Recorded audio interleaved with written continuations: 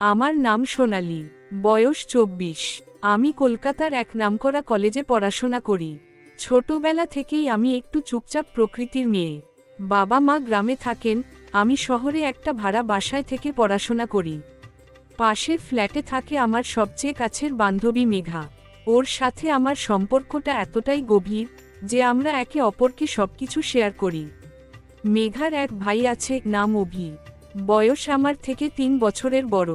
প্রথম আমি ওকে তেমন পাত্তা দিতাম না, কিন্তু ওর চোখের দৃষ্টি, কথা বলার ভঙ্গি আর একটু অন্যরকম ব্যবহার আমাকে অদ্ভুতভাবে অস্বস্তি করে তুলত। যখনই আমি মেঘার ঘরে যেতাম, অভি কোনো না কোনো অজুহাতে আসতো, আমার পাশে বসতো, কখনো পানি দিত, কখনো মজা করে কিছু বলতো।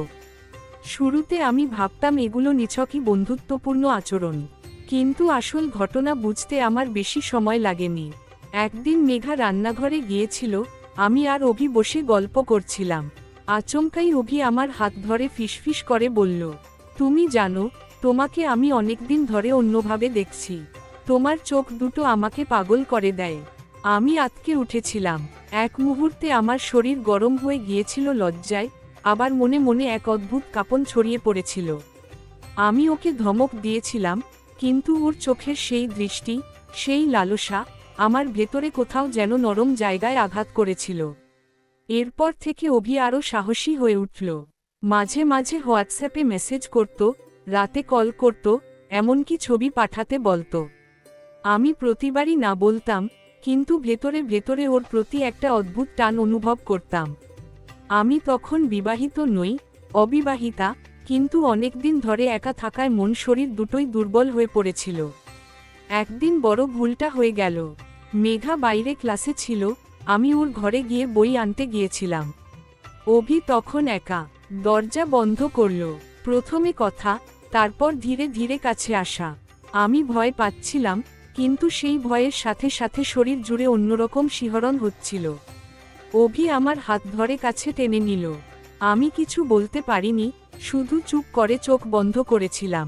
সেদিন আমাদের মধ্যে যা ঘটেছিল, সেটা শুধু একটা মুহূর্তের আবেগ ছিল, নোংরা, লালসামো আর ভীষণ ভুল। কিন্তু ওই একবারের পর থেকে আমরা বারবার একে অপরের কাছে টান অনুভব করতাম।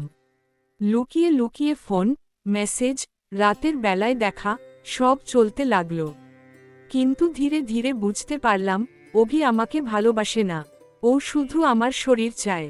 আমি যখন ওকে বললাম, যদি ভালোবাসো তাহলে বিয়ের কথা ভাবো, তখন ও হেসে বলল, তুমি সিরিয়াস হচ্ছ কেন? এটা তো শুধু আমাদের গোপন খেলা। সেই মুহূর্তে যেন আমার চোখ খুলে গেল। আমি ভেবেছিলাম ও সত্যিই আমাকে চায়, কিন্তু আসলে ও আমাকে ব্যবহার করছে। আমি ভেঙে পড়লাম। কিছুদিন পর মেঘা সব জেনে গেল। আমার সবচেয়ে কাছের বান্ধবী আমার সাথে কথা বলা বন্ধ করে দিল। অভি তখন আমাকে সম্পূর্ণ এড়িয়ে চলতে শুরু করল। আমি তখন বুঝলাম, আমি শুধু আমার সম্মানই হারাইনি, আমার বন্ধুত্বও নষ্ট করেছি। আমি নিজেই নিজের চোখে ছোট হয়ে গেছি। আজ আমি একা। মেঘার সাথে সেই সম্পর্ক আর ফেরানো যায়নি। অভি আমার জীবনে শুধু একটা ভুল অধ্যায়। বন্ধুরা, এই গল্প থেকে একটা বড় শিক্ষা পাওয়া যায়, মুহূর্তের দুর্বলতা কখনোই জীবনের স্থায়ী সুখ এনে দেয় না। কাউকে সত্যিই যদি ভালোবাসা যায়, সেটা সম্মানের সাথে, সমাজের সামনে দাঁড়িয়ে। গোপন সম্পর্ক সবসময় ভাঙ্গনের দিকে নিয়ে যায়। আমি যেমন ভুল করেছি, তোমরা যেন সেই ভুল না করো।